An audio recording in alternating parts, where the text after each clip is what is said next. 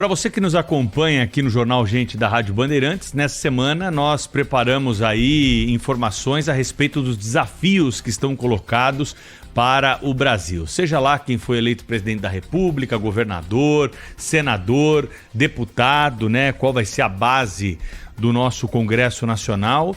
Esses são os desafios colocados para serem enfrentados, segundo especialistas que foram consultados aqui na Rádio Bandeirantes.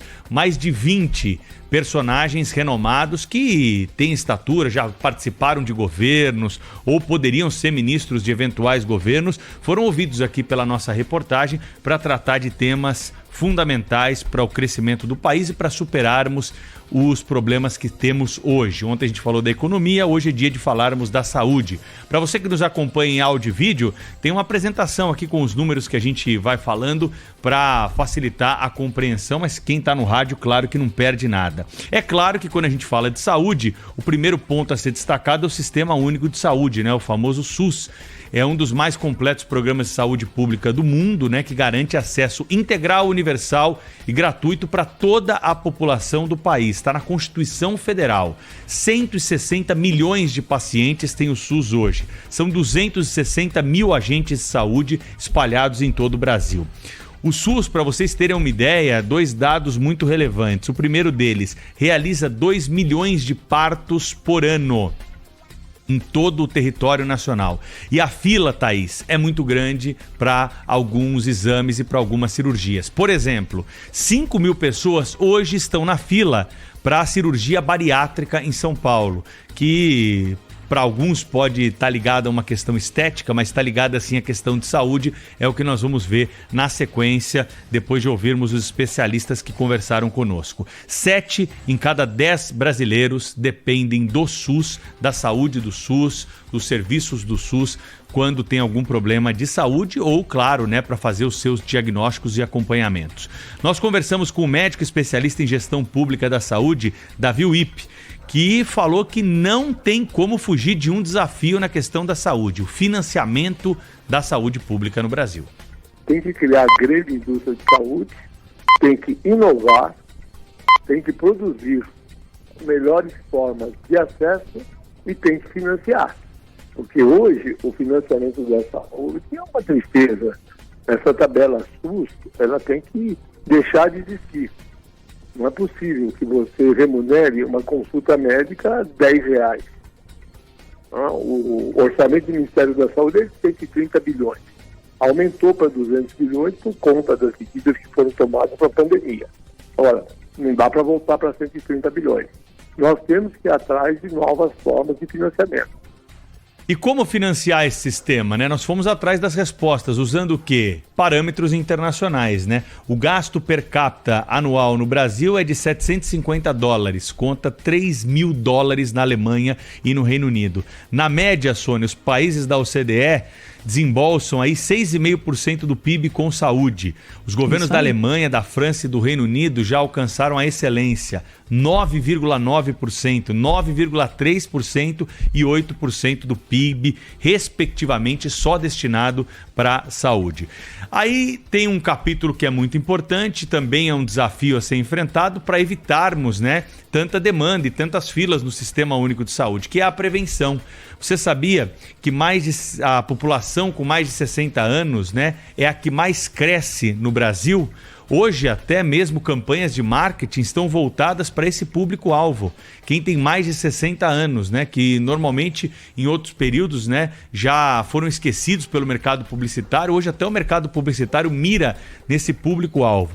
E os principais problemas decorrentes de quem não tem nesse momento a oportunidade de ter um plano de saúde é a hipertensão, o diabetes e a obesidade. Por isso, o foco da saúde brasileira daqui para frente tem de ser na atenção primária, o médico da família, como explicou para nós o presidente do Conselho do Hospital Albert Einstein, o médico Cláudio Lottenberg.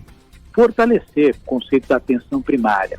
Para isso, nós precisamos ter médicos com esse tipo de formação, generalistas, que no presente momento não é algo que nós tenhamos com grande disponibilidade do Brasil. O Brasil tem mais especialistas do que generalistas. Bom, para finalizar aqui os alertas, que a gente fez ontem com a economia, vamos fazer com a saúde, com a educação, com a segurança pública e com as relações internacionais do país. Falta de medicamentos, isso não vai faltar na primeira entrevista do próximo ministro da Saúde, viu, Thaís? 6 em cada 10 cidades está enfrentando problema, principalmente com antibióticos no país. Isso, claro, não é uma tarefa fácil, porque depende da guerra e ainda é uma consequência da pandemia da Covid. Por falar em pandemia, sequelas silenciosas da pandemia.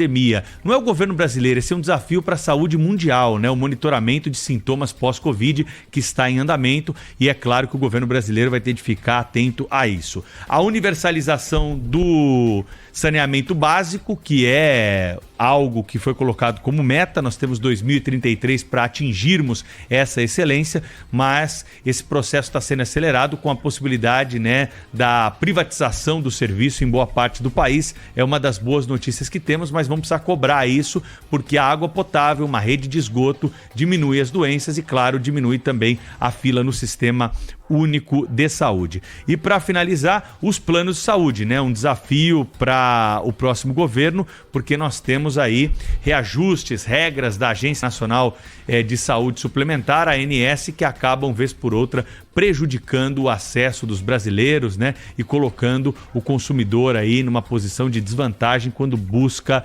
um recurso privado, né, de saúde, uma vez que não é suficiente o público para todos. Em linhas gerais, segundo os nossos especialistas, esses são os próximos desafios que nós vamos debater aqui com o futuro governo, com os nossos próximos representantes na Câmara Federal e no Senado. Sônia, Thaís e ouvintes. Então, aí eu queria dizer o seguinte, Pedro, a gente está fazendo aqui na Rádio Bandeirantes aquele papel que as campanhas eleitorais, as campanhas políticas deveriam fazer. Não é por falta de espaço, porque existe hoje o horário eleitoral gratuito e rádio, TV, que todos os dias toma dos rádios e das TVs um tempo enorme das suas programações. Existe dinheiro para as campanhas, com o fundo eleitoral mais alto das últimas eleições. Nunca houve tanto dinheiro público empenhado em campanhas, quase 6 bilhões de reais, mas nenhuma das campanhas até agora conseguiu traduzir todo esse investimento que o país faz do seu próprio capital na discussão dos assuntos que de fato são relevantes.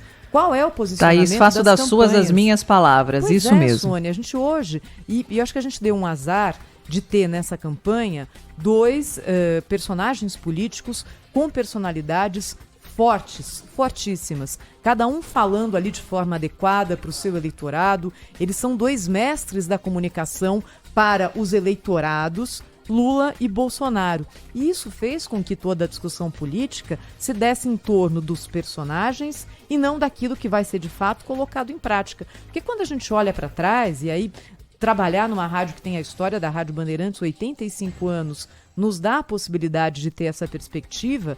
Quando a gente olha para trás, pouco interessa quem era o personagem, sabe? Se era o governador A, se era o deputado B, se era o ministro C. O que importa de fato é o legado que cada um deixa. E dessa vez a gente está entrando no escuro aqui no primeiro turno da eleição presidencial. Então cabe a gente, né, Sônia, levar esses assuntos, porque pelo menos eles têm que ser mencionados. E aí depois cobrados também de quem tiver a caneta na mão para tomar essas decisões. Exatamente, eu acompanho aqui de longe, vocês sabem muito bem, mas acompanho tudo, absolutamente tudo.